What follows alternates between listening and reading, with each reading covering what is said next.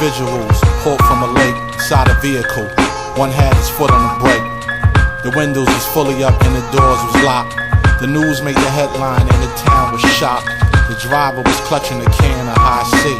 His jacket was tied to a nearby tree. His jeans had dye in them. An unusual tattoo was the only hope of identifying him. The autopsies revealed gunshot wounds. Dental records matched to a newlywed groom.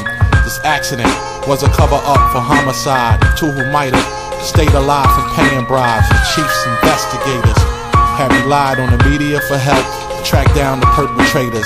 They canvassed the neighborhood for standard procedure and visited the home of a topless skeezer who was at the bar where he was last seen alive. Left with them just 10 minutes after they arrived. Despite the police efforts, they turned up nothing. Just an ex-hooker trying to get a rep from bluffing. But the wide publicity had just paid off from a hard rock inmate who was just made sore.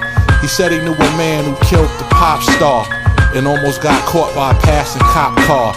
The inmate said probably the motive was robbery. And knowing this and keeping it a secret, it bothers me. He said this individual killed for low billings and purchased a murder kit blocks from a killing. The sheriff's office had no time to waste, plus the inmate made a deal to avoid the case. So he cooperated fully and snitched on his chop shop mechanic who used to move bodies on the pulley. And extortionists involved in similar incidents. Payments that came in $1,000 increments. Suspicious activities had flooded the place, so they subpoenaed phone records for the calls to trace. The hair that was taken from his car interior was that of a young girl who felt inferior.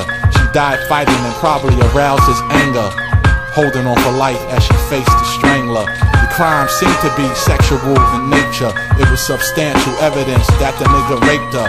The suspects had marks on his face and chest, but it just wasn't enough to get an arrest.